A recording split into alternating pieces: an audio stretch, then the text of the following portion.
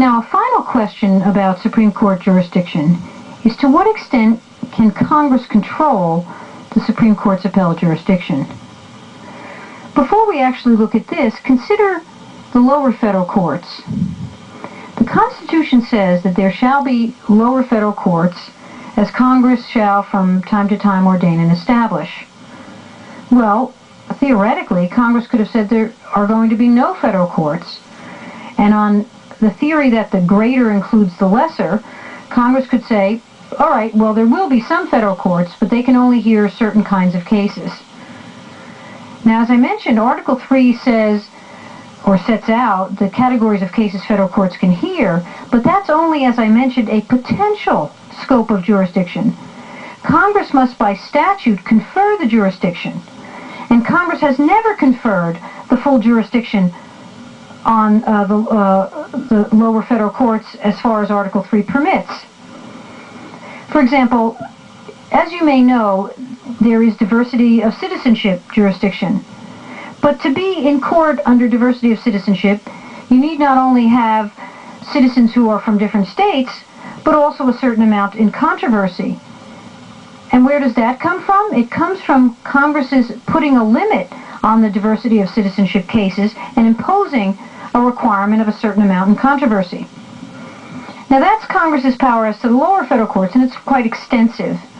But what about congressional control over Supreme Court jurisdiction, and particularly over Supreme Court appellate jurisdiction? Now, as I've already mentioned, Article 3 creates the Supreme Court and divides its jurisdiction into original and appellate.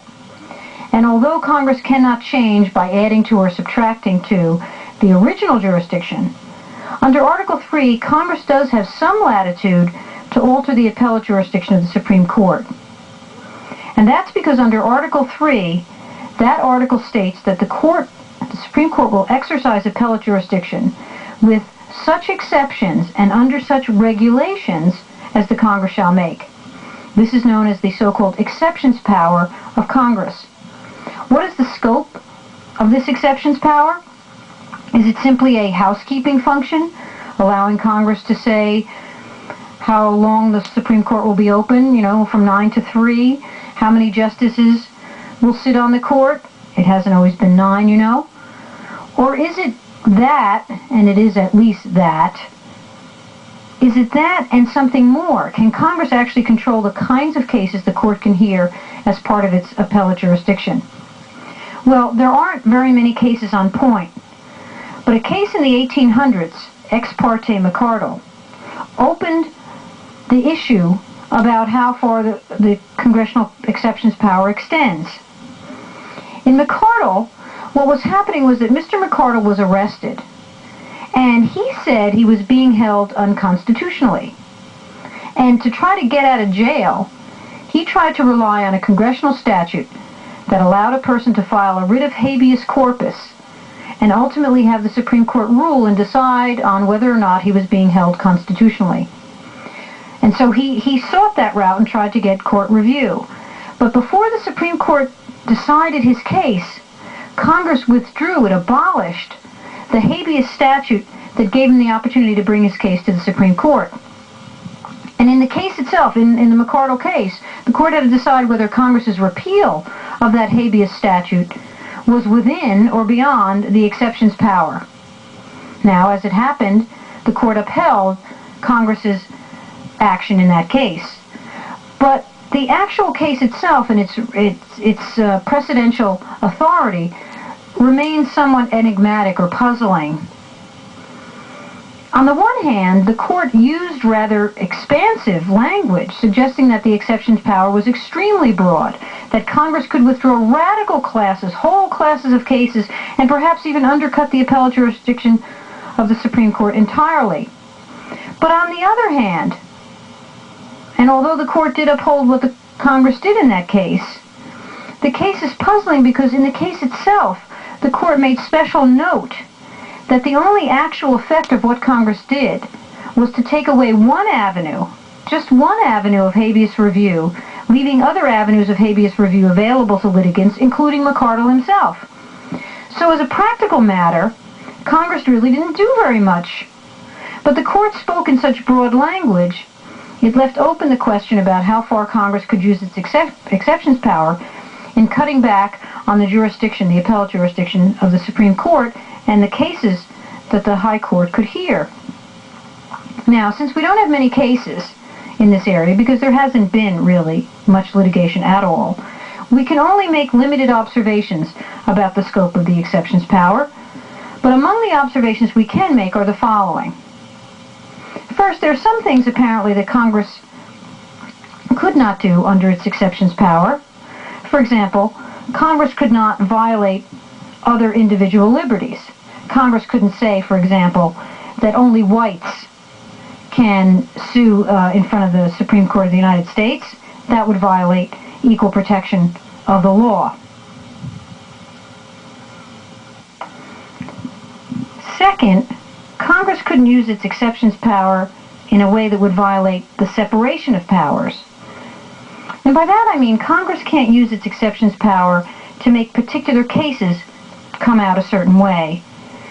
For example, Congress couldn't say, okay, the Supreme Court has appellate jurisdiction over cases involving environmental law, but it may not decide any issues in those cases relating to the Fourth Amendment.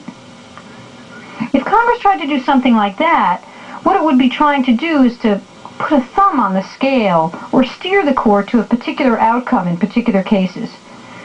And when Congress tries to do that, it invades the judicial province of deciding cases. So, whatever the scope of the exceptions power, whatever the power of Congress to withdraw cases from the Supreme Court's appellate jurisdiction, it has to be a neutral withdrawal of whole classes of cases and not particular issues or attempts to produce particular outcomes. And finally, there may be a more dramatic kind of limitation on what the Congress can do under its exceptions power.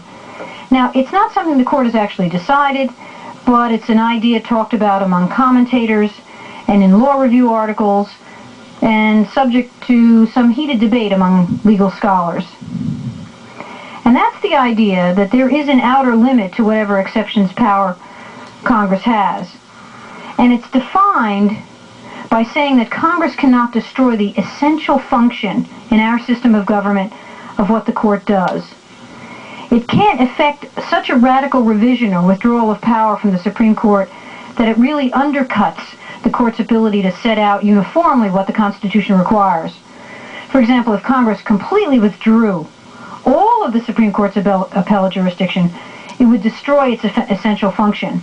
Or if it completely took away the Supreme Court's ability to review all state court decisions involving federal law. Some commentators argue that the court plays such an essential role as our constitutional umpire and protector of individual liberties that that sort of thing would go too far. But as I said, the Supreme Court has never addressed the issue, and it's really uncertain how far Congress can go because we don't have definitive rulings on the point. Other commentators say that the exceptions power is broad, it's plenary, full. It's one way, along with the appointments process and the amendment process, for other branches to restrain or to threaten to restrain the court from exercising too much power in our scheme of government. Now, in addition to Article 3, there are further jurisdictional limits on what the federal courts can do that arise out of the 11th Amendment. The 11th Amendment is something of a strange creature. It was added to the Constitution in the late 1700s and was one of the first amendments after the Bill of Rights was adopted. And pursuant to the 11th Amendment says that the judicial power, the federal judicial power, the power of the federal courts, shall not extend to any suit commenced against one of the states by a citizen of another state. Now, by its terms, and I've given you the essence of it, and with the aid of case law, the 11th Amendment, in its basic meaning, provides that states are immune from suits in federal court unless they consent. Now, that's the essence of it. But, of course, we have to look at it more closely.